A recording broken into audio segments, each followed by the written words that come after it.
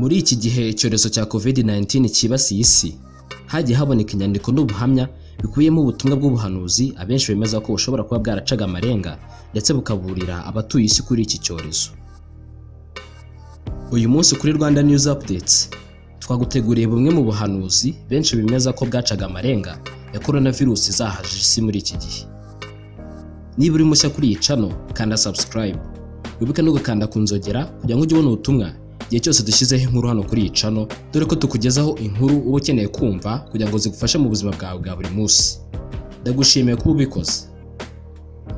Ubuhanuzi ni igikorwa kimenyerewe cyane mu iyobokamana, aho abahanuzi bakiraga ubutumwa buturutse ku Mana binyuze mu nyandiko nk'uko byagenze kuri Mose, cyangwa bukazanwa n'abamarayika, rimwe na rimwe bukanyura mu iyerekwa no mu kuyobora ubwenge. Nubwo ntacyo umuntu yaheraho yemeza ko ubuvugwa kuri coronavirus bwaturutse ku Mana, ntibyatuma umuntu aburenza amaso, cyane ko ibikubiyemo bisa nkaho ku rugero runaka birimo ukuri. Ku rugero runaka birimo ukuri, kuko ababivuze hari ibyo bavuze bikaba, ariko nanone bukagaragaramo icyuho cy'uko hari ibindi bavuze ntibyaba. Hano kuri Rwanda News Updates twifashishije imbuga za internet zitandukanye n'amafilimi mbarankuru, twaguteguriye bumwe mu buhanuzi bwagarutse ku mage yari kuzibasira isi abenshi bemeza ko ari COVID-19 yari iri kuvugwa. Uwavuzwe cyane muri ubu buhanuzi bwa coronavirus ni uwitwa Sylvia Brown. Uyu mugore w'umunyamerika mbere y'uko yitaba Imana ku itariki 20 Ugushyingo 2013 yari yaranditse igitabo cye yise End of Days. Tugenekereje mu Kinyarwanda bishatse kuvuga ngo impera y'iminsi. Ni igitabo yanditse mu mwaka wa 2008 kigaruka cyane ku minsi ya nyuma izaranga isi, ndetse anavuga ku cyorezo cyari kuyibasira abenshi bemeza ko rero ari coronavirus yavugaga. Aho dusanga ibi bisa n'ubuhanuzi ni ku rupapuro rwa 312 muri iki gitabo.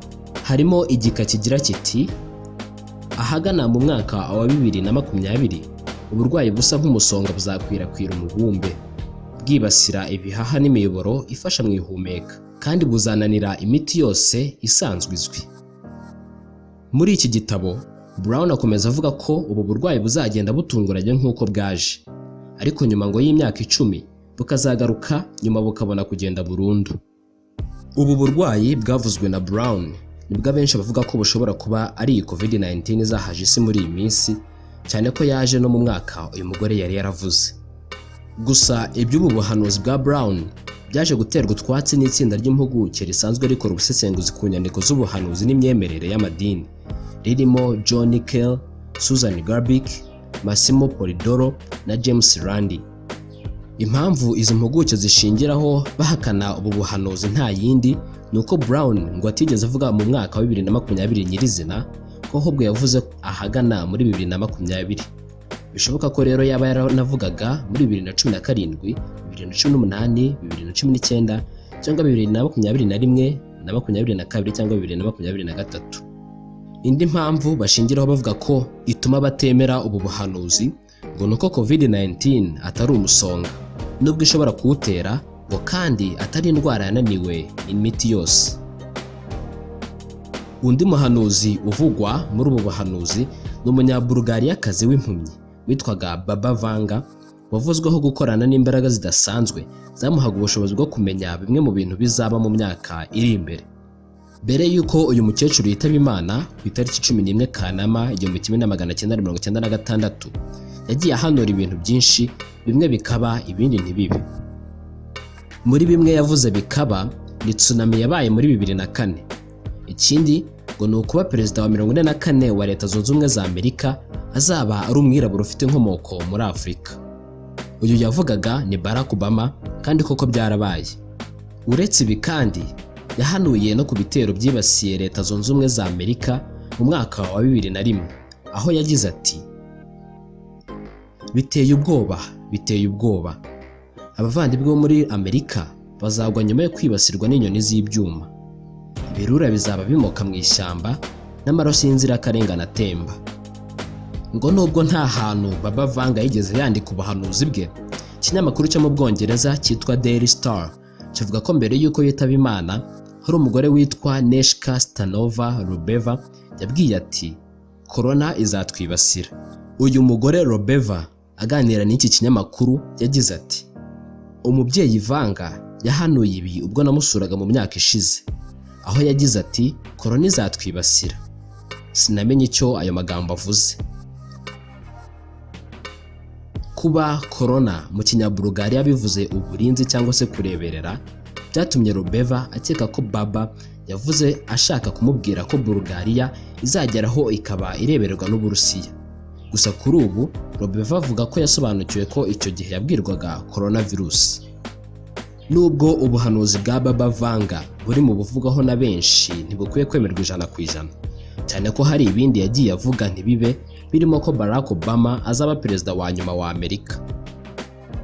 Undi uvugwaho ko yahanuye ibijyanye na coronavirus ni Umufaransa witwa Nostradamus, wagiye avugwaho mu guhanura ibindi byinshi birimo intambara zombi z'isi, ubutegetsi bwa Hitler ndetse na jenoside yakorewe Abayahudi.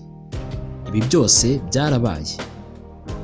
Mu mwaka w'1555 nibwo Nostradamus yagarutse ku buhanuzi benshi bavuga ko ari ubwa coronavirus, binyuze mu gitabo cye yise Le Prophétie.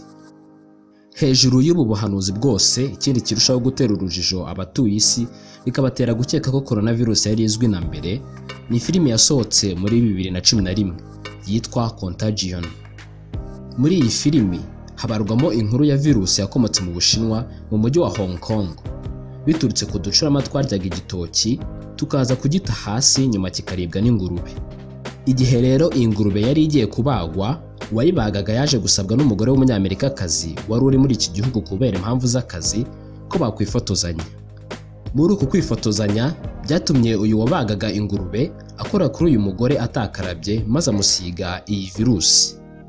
Nyuma yo gusubira mu gihugu cye, uyu mugore yaje kwitaba Imana azize indwara ijya kumera nk'ibicurane, ndetse n'umuhungu we aza kumukurikira nyuma y'amasaha make. Nuko nyuma y'iminsi mike ubwo muri Amerika baje kuvumbura ko uyu mugore yabazaniye icyorezo cyendaga kubamara. Iki cyorezo nacyo cyanduraga igihe umuntu akoze ku wacyanduye cyangwa agakora aho yakoze. Uburyo bwo kwirinda kwari ukwishyira mu kato no gukaraba intoki nk'uko bimeze kuri COVID-19. Kuba imiterere y'iki cyorezo haba mu buryo cyanduraga, ibimenyetso byacyo, uko bakirindaga ndetse n'uburyo cyakwirakwiye isi mu gihe gito kandi kigahitana umubare munini w'abantu, bisa neza n'ibiranga COVID-19, biri mu bituma abantu batekereza ko hari abamenye kare ko COVID-19 izibasira isi. Ibi nkubwiye ni bimwe mu bigaragaza ko iki cyorezo haba hari abantu baba barakimenye kare. Hari n'ibindi byinshi ndi kugutegurira bizajya bigusobanura ibiri kugenda biba muri iyi minsi. Kwibutsa ko iyi ngiyi ari Rwanda News Updates. Niba iyi nkuru yakunyuze kanda like, share, ntibagirwe no gukora subscribe. Inkuru nk'izi ngizi nakagaruka. Ndagushimiye ko wabanye natwe.